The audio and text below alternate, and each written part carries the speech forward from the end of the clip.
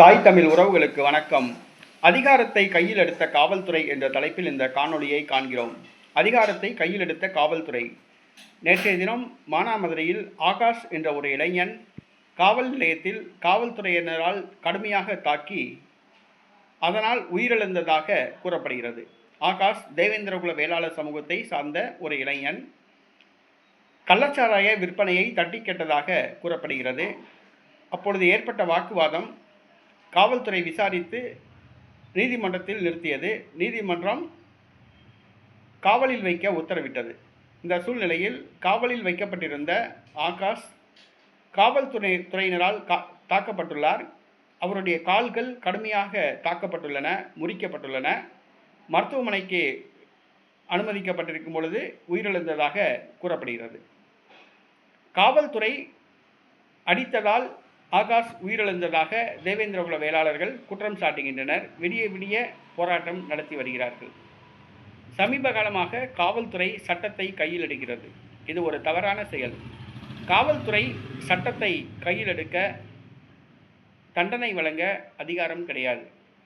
எந்த ஒரு குற்றம் சாட்டப்பட்டாலும் அதனை விசாரித்து நீதிமன்றத்தில் நிறுத்தி நீதிமன்றத்தின் மூலமாக தண்டனை பெற்றுக் கொடுப்பதுதான் காவல்துறையின் பணி. ஆனால் காவல்துறையே தண்டனை வழங்கும் அதிகாரத்தை கையில் எடுக்கிறது. இது ஒரு தவறான செயல்.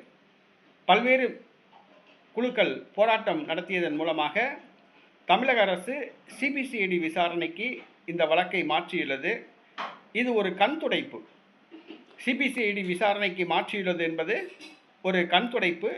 மக்களை முட்டாளாக்கும் செயல், மக்களை ஏமாற்றும் செயல், மக்களை திசை திருப்பும் செயல். குறிப்பாக மானாமதுரையிலே அங்கே சிவகங்கை மாவட்டத்திலே காவல்துறையினரால் அஜித் தாக்கப்பட்டுள்ளார். சாத்தான்குளத்தில் காவல்துறையினரால் தாக்கப்பட்டுள்ளனர். தமிழகம் முழுவதும் காவல்துறையினரால் பலர் உயிரிழந்து வருகிறார்கள். இதை தமிழக காவல்துறை புரிந்து கொள்ள வேண்டும். சட்டத்தை கையில் எடுக்கும் அதிகாரம் காவல்துறைக்கு கிடையாது என்பதனை புரிந்து கொள்ள வேண்டும்.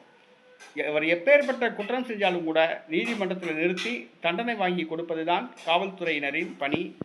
தற்பொழுது சிபிசிஐடிக்கு இந்த வழக்கு மாற்றப்பட்டுள்ளது. இது மக்களை ஏமாற்றும் செயல், கண் துடைப்பு செயல், திசை திருப்பும் செயல்.